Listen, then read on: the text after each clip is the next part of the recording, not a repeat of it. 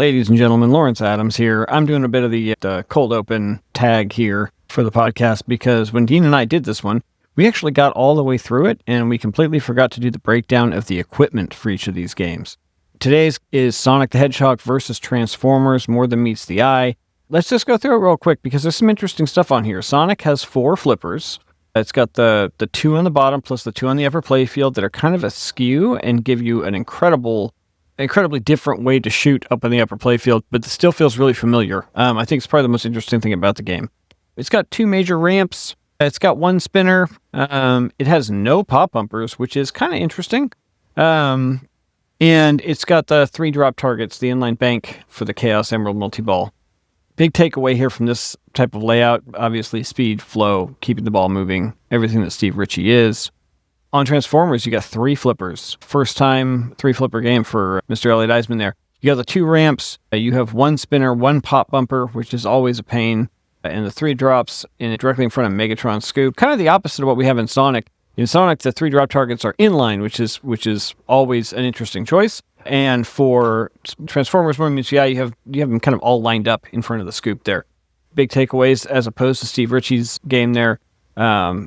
This is a game about shot selection and controlled progression, not so much about speed and chaos. That is, of course, unless you brick, and then it's all chaos all the time. Anyways, just wanted to make sure we got that in there. Didn't want to leave you guys without that, since I know everybody looks forward to it so much. And let's move on. Sonic the Hedgehog versus Transformers, More Than Meets the Eye, happening right now.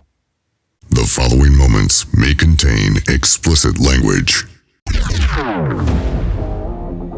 It starts with a quarter, a phenomenon that had to happen when the TV set married the computer. In the arcades. An old favorite is back. We've played every game until we're bored of it. In arcades across America, pinball is bouncing back.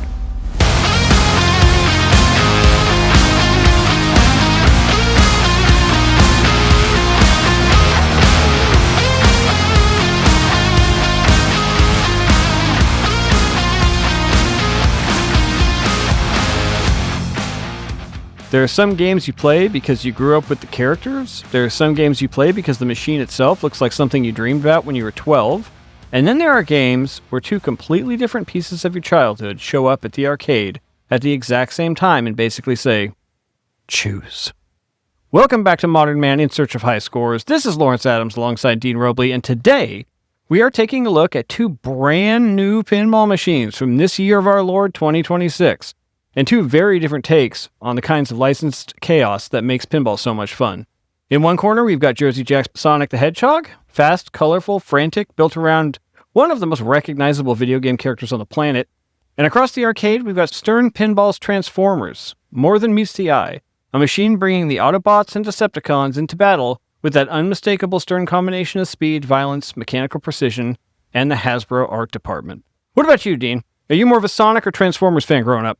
Oh, man, it's so hard. I had some Transformers, but honestly, as soon as I got my Sega, I had a Sega Genesis for Christmas one year, dude, and it was game over. Yeah, we were a Sega household, too. Yeah. Like, Sonic was the shit, dude. It was so sick, just on all the, sound effects, dude, the rings, the ching, ching, ching, and then the boing. Yep. I don't know. I've always been a sound guy. I didn't realize it back then, but... It was visceral, though. It still is. I mean, you can hear pictures of Sonic. If you see right? Like, I know what it sounds like. And I remember getting, the comics. There was, Sonic comics, and I was, so stoked on it. He's just a cool little, fast little hedgehog nerd, dude. There was a manga. The kids in high school that were really into Sonic were really fucking weird. Like, so I think I fell off the Sonic train as soon as my Genesis stopped working. Right. Well, yeah, that'll do it. I can't remember the last time I played Sonic. Yeah.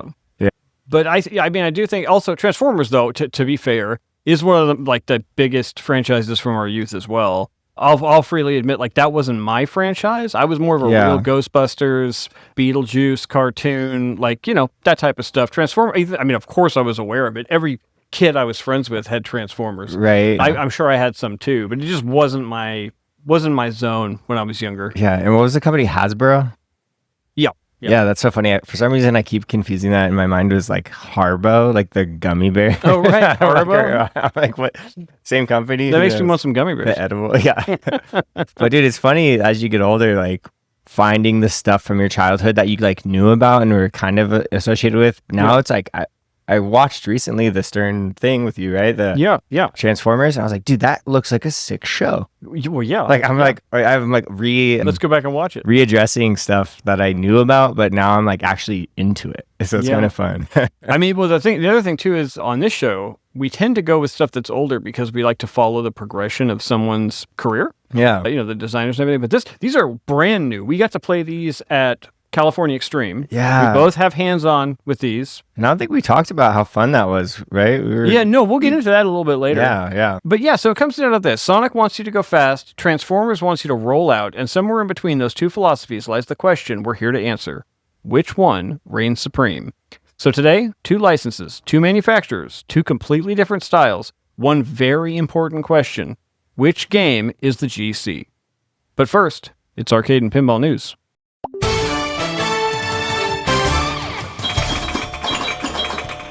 Pinball news. There's no arcade news, so we'll just go to pinball news. Yeah. California Extreme. That's what we're talking about. Yeah, California that counts as both, right? That's arcade news too. It is actually. It is both. They had a grid.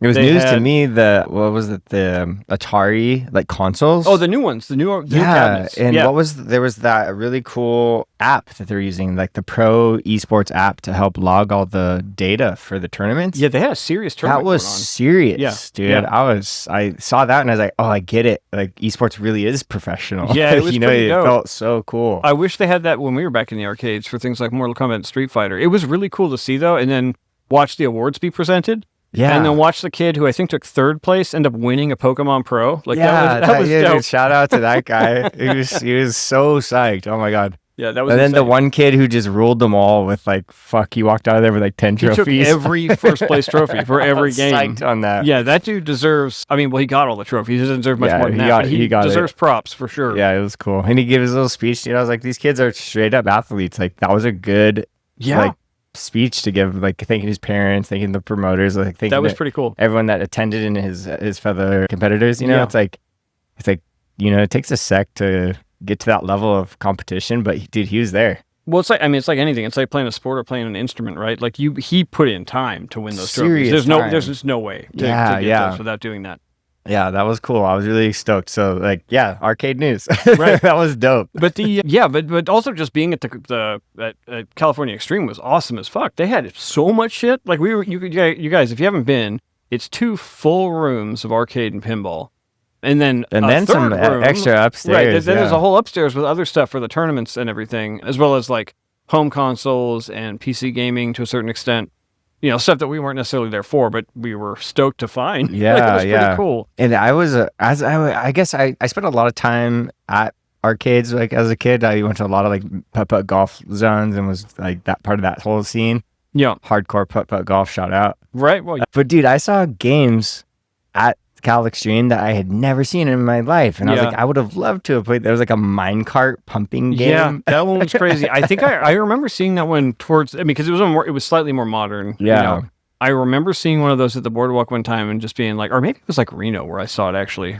Memories are so old now at this point, but that was a ridiculous game, and it looked like a whole lot of fun. Dude, people were going nuts on it. People were going nuts. And dude, they're just the quality too. Some of the games were just these crazy black and green, just classic coding, old PC look. Yeah. But they were really technical controls. And I was like, oh, this is some weird Ender's Game simulator for battle. Well, they were tank control games or helicopter flying games. Those are real controls. Yeah.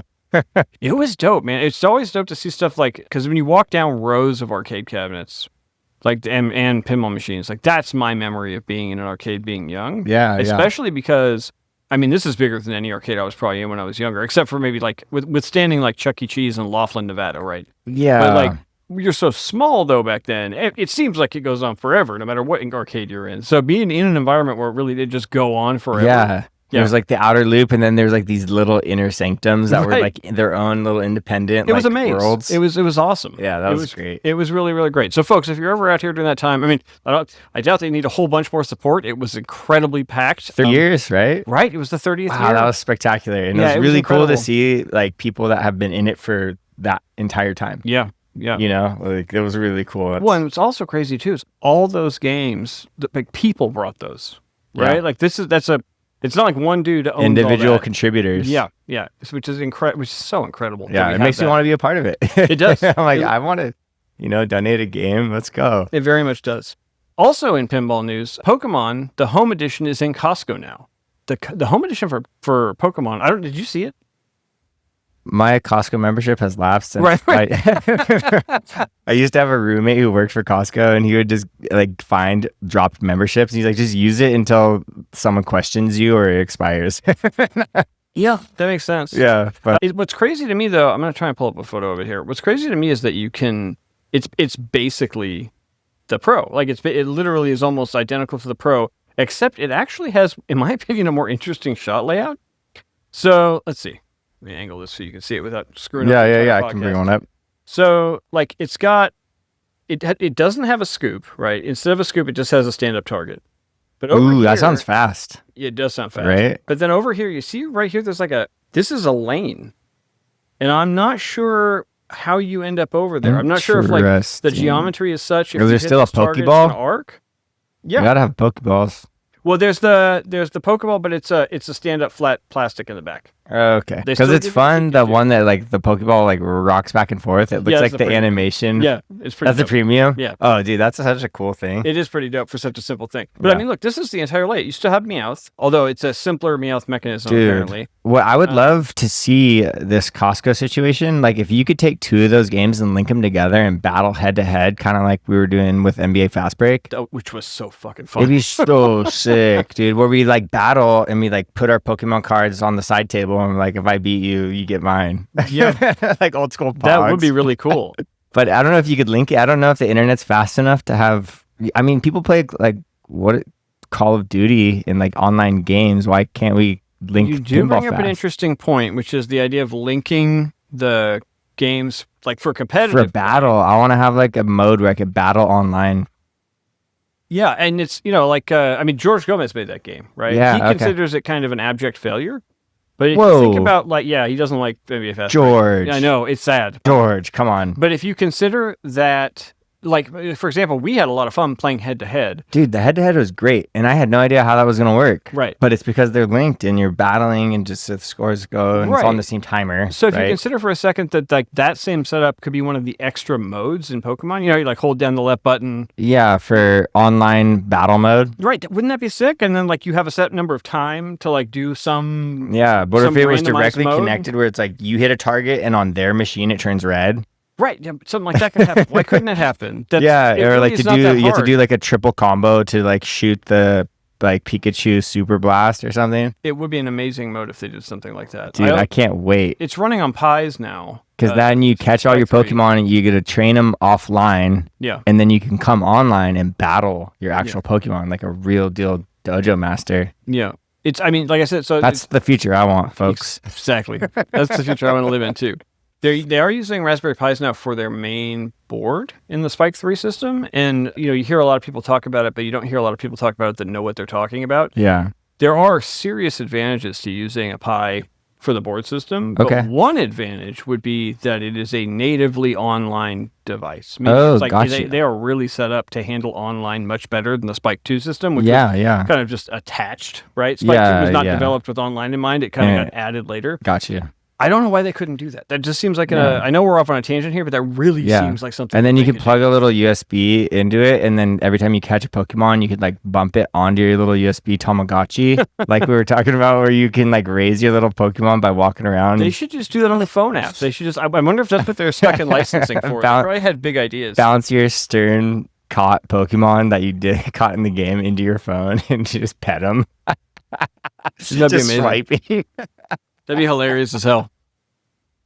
Oh my gosh. Well, because what was it the other day we were talking about? It was on Sega, right? Yeah, we were talking about how on the Sega Dreamcast, one of the Sonic games for that. They have the little nuggets or something. Yeah, I can't remember the names of them already, but they're the little animals. Yeah. Because the Dreamcast had a memory card with a screen on it. That's so crazy. And a couple of buttons. Yeah. You could actually transfer one of your animals from Sonic onto the thing, and it was a Tamagotchi. It just was a Tamagotchi. Tamagotchi, yeah. You could bring it to school and hang out with it. Yep. Feed it and then watch it die. Dude, talk about cool, early responsibility. It's better than a sack of flour, guys. Yeah. I don't know where you're getting your flour. Yeah. And that's the way the news goes. Here we are, Sonic versus Transformers. These games are so brand new that trying to decide which one might be better is kind of completely insane. But that's never stopped us before. Yeah, we shall not. Exactly. We shall not be deterred. We were lucky enough to get our hands on these at California Extreme, like we said. Dude, yeah, it was a proper wait. I Yeah. enjoyed it though. Like we got there and was like, let's just wait for 30 minutes. Right, let's dude. just do it. Let's just do it. Yeah, Rip market that, research. Yeah, We did it for you guys. Well, actually, we did it for ourselves, but this is a benefit. yeah. So, starting with Sonic the Hedgehog, made in 2026, designer Steve Ritchie, and before this, guys, we're not going to have any after this, so just bear with me. There's a lot of befores, nothing after. We're up to date now. Right now, we're on the. This is like the scene in Spaceballs where they're watching the film of the film. Yeah. Yeah, it's just like that. We're cusping. Right. Yeah, exactly. So before this, Steve Ritchie made Elton John, which Great game. a beloved game. Probably the first game from Jersey Jack that's like universally beloved. Yeah, that's a great game. Yeah. It's No wonder it's so fast, dude. It's a Steve Ritchie. Right. I don't know why I didn't know that. Yeah, but... it's a Steve Ritchie game. All right. The artist was Daryl Young, who before this did nothing. Shout out to those guys, dude. Yeah. The programmer was, there's a list of them. It's Bill Grupp, Duncan Brown, and Taylor Snyder. They basically all did Harry Potter before this. One of them had something else thrown in there, but it was like a small coding job. I didn't even bother to write it down because that's how insignificant it is. But Harry Potter was the game they worked on before that. So they're coming off a heater. I know. That was like an extended release game, right? Because they put a lot of time and effort into that. Yeah. And so they must have been doing simuls, honestly. Yeah. Because it's like, dude, they came out quick with this compared to Harry Potter. That was, I know it was kind of surprising, I think, to myself and I know other people where it's like they could have just sold Harry Potter for probably 3 years For and a been a while, successful company. yeah. And then boom, Sonic hits the market, which Hits they probably the were market. contractually obligated somehow. I know, we all know that's part of like licensing agreements and stuff like that. I heard a funny thing about Steve Ritchie as one does. Right. Yeah. But I heard he was like cruising around just like dressed as Sonic, like at events. Just like Really? not even trying to hide it. Like wearing like little red boots and stuff. I was like, wait. That sounds funny. like something he would do. Yeah, just zero fucks. Yeah, that's hilarious as hell. I mean, as far as going back to and talking about these things, the design on Sonic is kind of spectacular. The bottom half the sides of the bottom half play like No Fear. Right. The center plays like Junkyard, which is totally different from any Steve Ritchie game we've ever seen. And then the top kind of plays like any other, like Terminator or Black Knight. Or Black Knight, like very, very similar to. There's just a little bit of everything Ritchie's done before, and then a lot of stuff he hasn't as well, which is incredible. So this was the conversation I actually had last night with Michael Matheson. It was pretty fun. I was talking to him and I was like bringing up what we were going to talk about today. Yeah. And he's like, yeah, dude, this is kind of like a magnum opus, you know? It really does seem like it. He's really putting a little bit of everything and kind of, it's all been polished really well. Yeah. Which was cool to hear that from Michael because, you know, he's so well versed. Like, yeah, absolutely. Yeah, and I value that perspective. So I was like, dude, you know what? I'm looking at this now as like, dude, this is really actually an amazing game. Yeah, it definitely is. Shout out to Madsen too, by the way. You guys can catch him online, Raccoon City Pinball. He does all the streaming for Lens and things like that too. So I'm wearing one of these shirts right now. Nice. Yeah, but no, I mean, it definitely does seem that way. The programming is amazing on this game as well. I don't know how, like, because it's a Steve Ritchie game, you never lose sight of the fact that you're playing pinball, but the programming does coax you into the world of Sonic in a really unique way. I would say, moving down the list here, the sound designer, Pierce Colbert, who worked on Harry Potter before this, both games, of course, have fantastic sound, but the sound in Sonic is what really, I mean, especially during pinball, right? You're not doing a lot of looking at the screen while you're playing the game, although in this game you will want to, which is incredible. Yeah, which I think is a great thing to kind of bring to the table, right? Because a lot of like games that are really long playing, sometimes as a competitive person, is like you're kind of just sitting there waiting. Yeah. Right? But this game, I was like, for the people behind you, you're entertained. They're just as stoked. Yeah. Yeah. So it's almost like one of those things where you're like watching your friend play the PC games or whatever, and like you're just sitting there. But like this is a really cool thing. Yeah, it's super engaging whether you're on the flippers or off the flippers. It's true. Even though you and I both had hands-on experience with both of these games, to prep for the show, we wanted to watch YouTube footage so we could at least know what we're talking about without just saying we played a few games. And both of us found ourselves just watching the animation when we were trying to watch the Sonic dude, maybe video. I want to go find a so Sega. Dope. Yeah. Like, I want to go play this game. Like, what game is in the back glass? Amazingly enough, the music on this game is done by Slash. So he basically redid all of the Sonic soundtrack by himself. Before this, he actually did work on a game because we know Slash works in pinball quite a bit, which is, of course, Guns N' Roses was his most recent title. Dude, how funny. You know how, like, on Jersey Jacks, you can plug in the 1/4-inch auxiliary to, like, listen? What if you could plug in, like, game controllers? And you could actually, like, that would be insane. Have a console in there, and then you could just sit there and play Sonic on the back glass. You could, like, it's a pinball machine and a Sega console for one. Wait, that would be amazing. That'd be so sick. Jersey Jack, I know you're listening. Yeah. We know you're listening. Come on. Coming to us for all the fresh bits. Not up for shut up. The animation on this game is actually done by 3 people, which makes sense with how beautiful it is. I'm going to butcher some of these names. Bobby Lareza, Johnny Weigel, and Olaf Gramey. Of course, they all did Harry Potter before this, which also has... Dude, yeah, this is such a cool thing. That's a crescendo, in my opinion. Yeah. Potter's animation and screens are great, but there's so much content that it's just the movie most of the time. Yeah. In Sonic, like, I don't know how they got what they got, because it looks like video game assets, but specifically designed for the gameplay you're experiencing on the pinball playfield, which is and the just speed amazing. of him running on the screen just makes you want to play faster. It right? does. Which is a cool thing. Fast fucking game, regardless, though. Yeah. It's amazing. Sheet glass.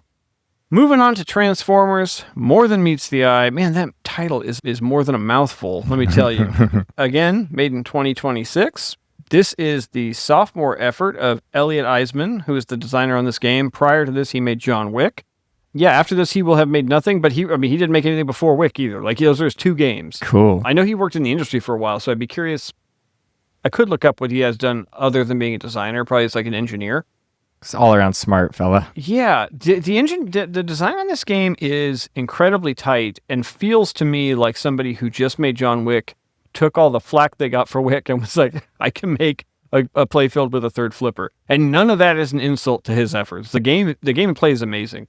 There's just so many, just like Wick, there's so many tight shots on Transformers. Yeah, They're just up the playfield this time as well. Yeah.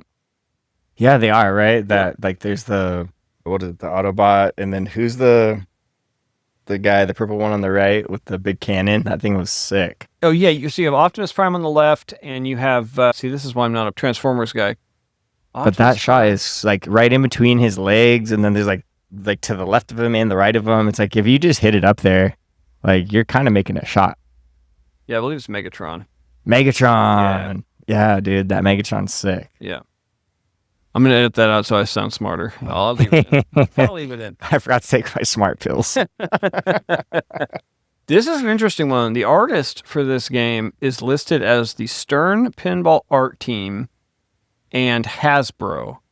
This is kind of a da fuck moment because, I mean, it makes sense because if you look at the playfield art and everything like that, it's just stuff pulled from the cartoons, like directly.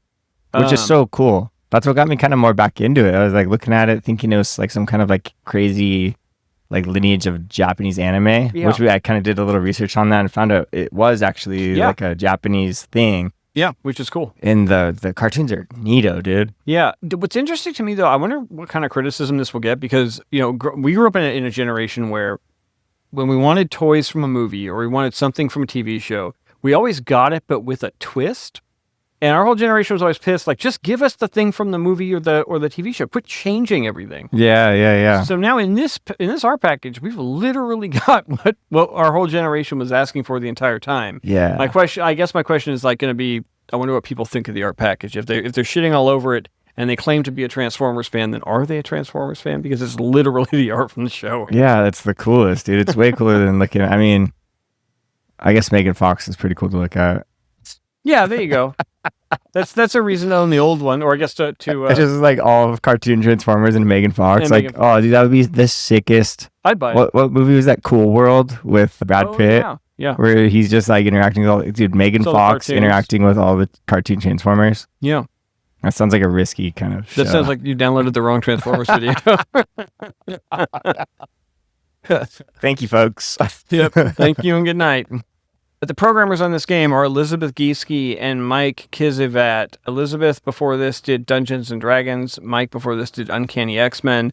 Of course, the major props and the big star shining goes to Elizabeth Gieske on this game. She started as an auxiliary programmer with Keith Elwin on Jaws and has since moved on to be kind of clutch. Just the coolest person ever. Yeah. My God, dude. What the hell? She really does have like big programmer vibes too. We were watching her in the video. Yeah. Coming from a software background myself, like it was kind of one of those game recognizes game things. So she's living the dream life and doing the dream job. I don't know. You got a dreamy job. I got a pretty good job. You're on Wick right now. I can't complain. Yeah, shout out Larry. Let's go, Larry.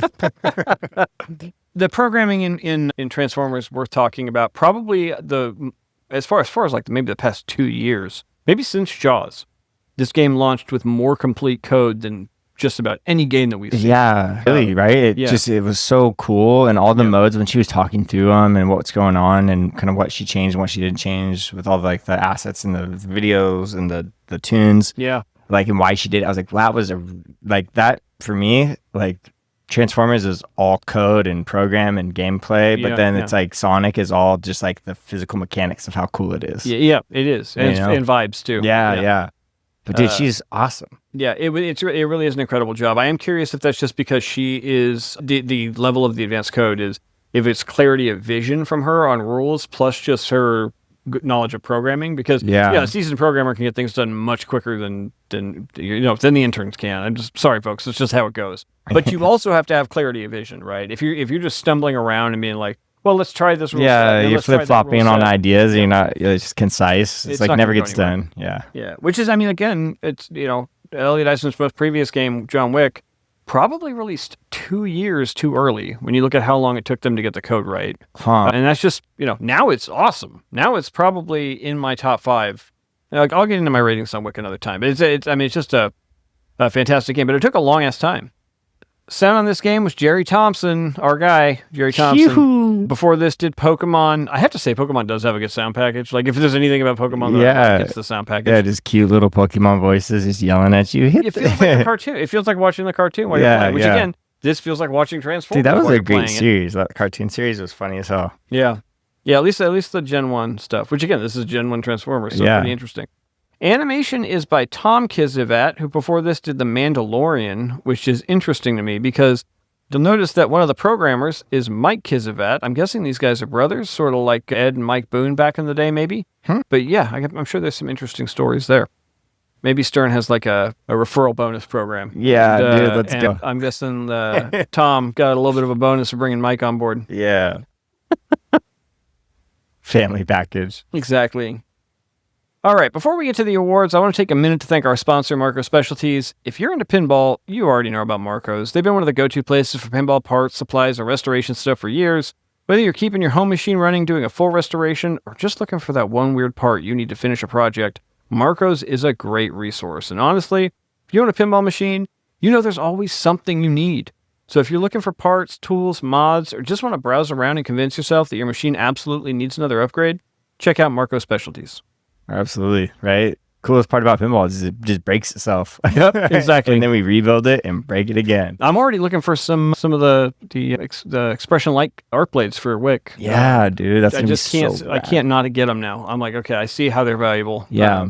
And again, speaking of valuable, I don't know, but they're valuable. Yeah, speaking of programming, right, when we were watching Transformers, the art blades showing the health spans on the one must fall. Yeah. Like that's so fun for the programmers to link up like that. And we haven't talked about light shows on either game. The light show on Sonic is something out of this world. It really is like just it's an acid trip without the acid. Yeah, just the cool facets and oh my god. And all this, it's all the stuff that sometimes, temple. All the stuff that Jersey Jack sometimes gets dogged on for, but in the Sonic world, it makes perfect sense. It's perfect. It works. Like, absolutely just don't change anything. It's chef's kiss. Yeah. But like you said, for Transformers though, the light show is much more deliberate. And it's more like motion. Yeah. There's cool motions where they're like sucking down to the one shot, like hit the one and it's all pulsing there. Yeah. And then you have like your health bars displayed in lights. It's amazing. It's a little more intentional. It's not just like a, rainbow spray. Right. It's like, goddamn, Sonic looks good. Sonic does look amazing. But yeah, to the credit on Transformers though, that like stuff like you said, like using the different sides and the different colors to display things like relative health. I'm curious what other things they can do with that. Yeah. Because that's really cool. Whoever thought of that. Really freaking amazing. All right, on to the breakdown.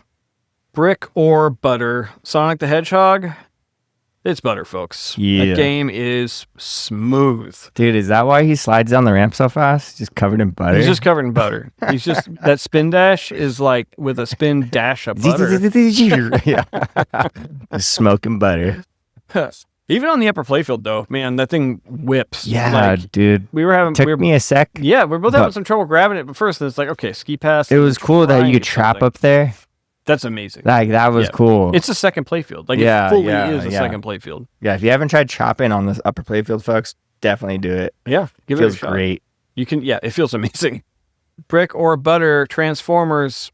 I'm going brick. This game is just like kind of like his previous game, John Wick. Tight shots. Yeah. Very fast moving ball. You got to know the geometry of the game. Narrow lanes with a lot of them. So there's a lot of posts to brick off of. Right. And it's not that they don't feed each other. It's not that you can't combo the shit out of the game. Yeah. But you're going to have a lot of bricks getting there. You better be sober. Yeah. Don't Transformers and drive, folks. Stripped or stacked, Sonic the Hedgehog. It's stacked, folks. I mean, Jesus Christ. Yeah. Upper playfield, Eggman Bash Toy. Look at the topper on that game. Yeah. Let's talk about toppers, but that's a top. I know. That is one of those like where you're like, holy shit. Like wedding topper, bro. Yeah. Yeah. That's, oh man. It shows the ongoing battle, like when you're up on the upper playfield in real time. There's a Sonic toy and an Eggman toy that run into each other, and depending on who's winning. It's a full extra screen, dude. It looks all 3-dimensional too. You're just like, what's going on? And I'm just watching that like little performance up top. Yeah, it's like they went all in, like on a level that I've never seen before for a topper. Yeah. It's absurd. You're like, might as well make like the side panels of the game out of fucking screens too. I know. I know. It's they're getting a little bit Let's go. Getting a little WWE where it's like, where can we put a screen? Let's put it just on the make ring it post. Jumbotron, dude. It's ridiculous.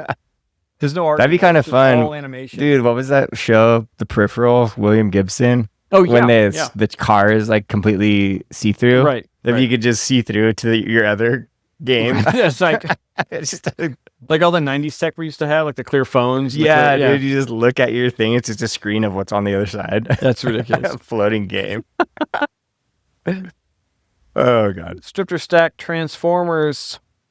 It's stacked. Fuck you guys about Optimus not standing up. That game is dude. He is standing loaded. Up. Yeah, he's standing up. He doesn't sit down. He doesn't sit back down. Dude, don't tell him to sit down. He's Optimus, bro. I mean, it's kind of ridiculous. I mean, I hate to say that I kind of get it, but then when you play the game and you realize like pinball isn't about Optimus Prime standing up. It's about a whole lot more than that. There's a lot going on. Yeah, I mean, dude, it's fucking stacked. You have the on the premium, it just like. Shut the front door. The cannon that shoots across the plate. It kind of gave me the vibes of like, what was it, Pirates of the Caribbean when you shoot the cannon. So. I was like, oh, I'm so glad someone did that again. I know, I'm with you on that. It was just pew. It's more controlled, right? Yeah. Obviously, you're not in that little play field and then loading a cannon, but but it is dope that like, I mean, the ball travels through the air from a cannon to a ramp. That's just what do you want? If you're playing pinball, what do you want? Is Optimus Prime a Mack truck? Yep. Sick, dude. Shout out Mack trucks. Yep. Ready to roll out. Sonic the Hedgehog, Journey or Jackpot. It's Steve Ritchie, man. It's a jackpot game. Yeah, super jackpot. There are the zones, and you can progress, but you're going after rings, you're going after points. You're not trying... And boss battles, dude. Those boss battles are so tight. There are boss battles. I mean, I guess, yeah, like I did think about this, but like at the same time, did you really think like, oh, good, I beat this particular Eggman? It's like, no, I'm up there finishing the level so that I can move on to the next one and get more points. Yeah. It's going to be a great tournament game. I foresee this being a tournament darling that hardly anyone can afford. Right. Shout out to tournament directors who are dropping that and bringing it to for everyone to play. Right. Shout out to the arcade edition from Josie Jack. That's what's going to keep it. Because, dude, that's a fast game, and I love it. The ball, like, you can play that and just, like, have iterations. Yeah. You know? It's like we stood in line for a little bit, but, you know, like, really, that's a pretty brutal game. It is. It very much is. Journey or Jackpot Transformers... It's Journey. You're playing through the episodes. Think like Ninja Turtles. Think, any of those games. Yeah, episodic. There's a start and a finish, and your reward is I get to see the next thing. Yeah. Right? Like, I mean, that's really what a Journey game is all about. All right, on to the awards. The Brian Eddy Rule the Universe Award for the most popular game. That's going to go to Sonic. Nostalgia always wins, folks. Yeah. Nostalgia always wins. And the reason it's the most popular, all y'all shitting on Optimus. So for anyone who's trying to argue Transformers is more popular and also shitting on Optimus, what are you doing? Yeah. Who are you trying to convince? Like, what I actually like it. Right. The Pat Lawler, you are entering a World Award for the most inventive game goes to... That goes to Transformers. The canon is just nuts, dude. Yeah, it's just nuts. I know that Sonic has the upper playfield. It's just a clear upper playfield, pretty badass. It's pretty dope. Yeah. It's going to fog the hell We're going to up, see though. how that goes. Yeah. Yeah. I really wish it was like some, like I said it, I think I said it before, like some kind of bulletproof glass. Right, It's something like unscratchable. really just, yeah. NASA glass. Although we did notice... Maybe that'll be like a second thing that you could buy aftermarket. Probably. Some NASA Someone glass. will come up with it. We did notice, though, that the center post on the upper playfield, even though the entire thing is clear, somehow has a light in it that will oscillate and rotate. Oh, that with was the rest nutty. Of the game. I don't even know how Some they did super that. cool motion. Yeah, they got their lights doing some cool stuff there. Jersey Jack. Yeah. Where are they They're all- from? The East Coast? The East Coast company? Yeah. Yeah, they probably got some good acid from California. Right. Some good sunshine. All right. The Dwight Sullivan Final Frontier Award for the best theme code integration goes to Transformers. Yeah, 100%. Here's why. It's a harder job, and it's done better. When I'm playing Sonic, I feel like I'm playing pinball with Sonic sounds, which is great. Don't get me wrong. When we're playing Transformers, I feel like I'm in an episode of Transformers, and that just takes the cake. It seems all way more around. tactical. Yeah, Right? absolutely. Yeah. You got to really like pick your shot, hit your shot, miss your shot, chop up, do it again. Yep. The John Borg Striker Extreme Award for the most challenging layout goes to also Transformers, man. Yeah. These are adding up, dude. If only for that deep ass center post too. What the fuck are they thinking with that? That was cool, though. I swear. I Like, know it's cool. multiple times I've seen the ball get flipped down and off of it and back up. Yeah. Because like not in between. It's actually below the flipper. It's so way down there. It's like you could basketball dribble it out of there. Yeah, which is so Which cool. is but cool. so weird. So, yeah. All right, I'll take it. Yeah. I mean, the thing about Sonic, though, is it has that wide open middle, which is like the weirdest thing I've seen on a Richie game ever. For that giant emerald, Yeah. that little glitzy diamond thing, I think is Yeah. sick. But I mean, he's got like it's like got the junkyard, like Pokemon targets at the top. Yeah. Although you can go straight through it to get to the upper playfield. But it's a really weird choice for a Richie game. Is all I'm glad that those kind of shots are making their way back because I don't Me know, too. I really like them. Yeah. I love weird shit like that. Yeah, it's so fun. The Jack Danger Supersonic Radio Award for the game I want to stream the most. Of course it's Sonic. Why wouldn't you want to stream Sonic, man? It sounds the best. It looks the best. Like on Right. stream. It's just the light show's dazzling. Sonic wins for the game I want to stream the most, hands down. The Steve Ritchie OK Buddy Pull Over Award for the game with the most flow. Of course it's Sonic. It's a Ritchie game. Yeah. Come on. Shout out Richie. It's almost like they're polar opposites. boy. If you say Ritchie, you're thinking the most flow ever. And if you think Eisman, you're thinking like the new king of clunk. I think he might actually earn that title if he keeps going with design. Technical clunk. The Keith Elwin Eighth Wonder Award for the game with the most staying power. I mean, we don't know yet, but it's Sonic. Yeah. I I got a crystal ball actually right here, yep. and I'm looking at it. Yep. Oh, dude, it says Sonic. Right, exactly. My kids do not care about Transformers, but they care about Sonic. Yeah, And, that's cool. Generational. So Pokemon's like little critters, Sonic's little critter. Like kids love little critters, dude. Yeah, I mean, it's weird. The Sonic after the 90s gets weird, though. Like, we have all the different ones.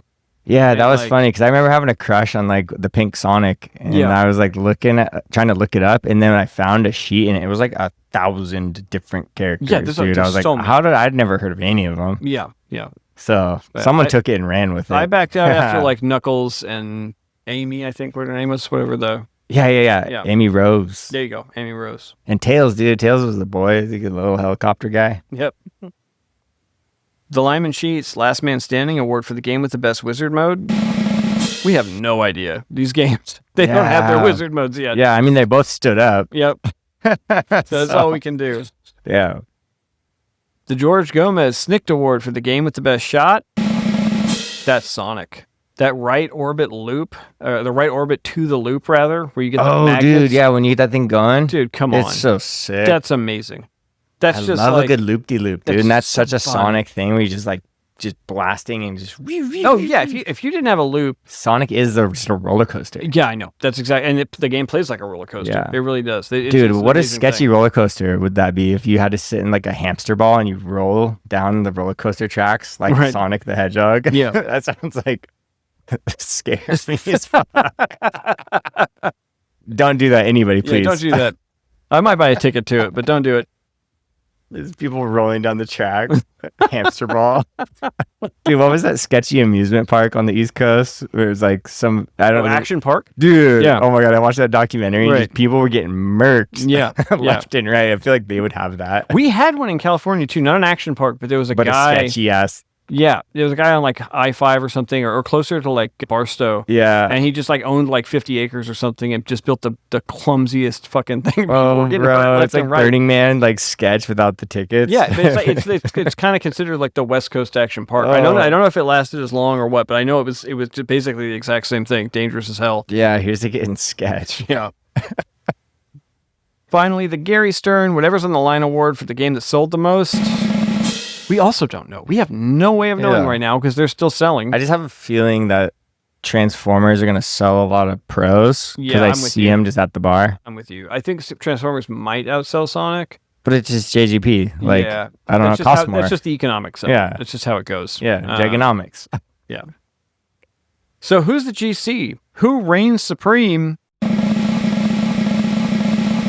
It's Sonic, everybody. It's gotta be Sonic. Pins and needles over here. This is on the fly, folks. But here's the point. Here's a point worth making. It is by a very narrow margin. Yeah. And so, for Elliot Eisman, for his second game, for us to put it head to head with Sonic and give you our honest opinion that they're very close in how amazing shout out they are. Eisman, right? Because I mean, like we were talking earlier, like, this feels like a magnum opus from Mr. Steve Ritchie. Yeah, it does. Yeah. This is like he's such an amazing career, created such amazing games. Him and his brother both, right? He is pinball. Yeah, truth. Listening to him talk to his interviews over at the Dutch Pinball Festival or whatever. Yeah, that was some funny ass shit, dude. If you guys want to see some funny videos, a good interview with Steve Ritchie, dude. Him talking about his early days at Atari, like he gives some great interviews. Whoa, dude! Yeah. This guy's all on fire. Yeah, he can be unhinged. Just get some caffeine into him. Yeah, but now this other guy's coming up with Transformers. It's like also a great game, and he's such a long road ahead of him. Yeah. So I'm really excited to see it's the state of pinball. Yeah, I think that's the most interesting point about doing this, and why it is a valid option is that we're looking at someone probably at the end of their career and looking at someone at the very beginning. And it's the amount of talent in Transformers with Eisman and Gieske, like, is something that is Dream team. Dude, it's amazing. It really, really is amazing. I look forward to seeing what they got coming for us, and I look forward to playing more Sonic too. It's just such a great game. Oh my god, dude! There's one over the hill. Shout out Slingshot. Yeah. Dude, what the hell? They have Bon Jovi. Yeah. They have Winchester Mystery House. Yeah, they're keeping up Slutty with Alice. appearances. My god, dude. Yeah, for sure. Find me over there. So Slutty Alice. All right, what do we got next? We actually have some guests about to come on the show. Finally. Yeah, guests, dude. I came up with this format because I thought, we do a couple of them and then we get people on the show. And then, because when you have more than two people and we can argue about the shit, it's more fun. Yeah. But we've had a hell of a time just doing the first, 7 or 8 episodes, so I don't really care. But we have some great guests coming on the show. Keep an eye out for some fun names. Yeah, some the people you might differences know. of opinion, dude. Yeah. It's all opinion. Yeah, it's fun. This is going to be great. Fun. But yeah, keep an eye out for some names you might know, some names you might not know that we hope to introduce you to. And as always, this is Lawrence Adams and Dean Roblee saying, may all your scores be high and may all your balls be extra. We will see you next time.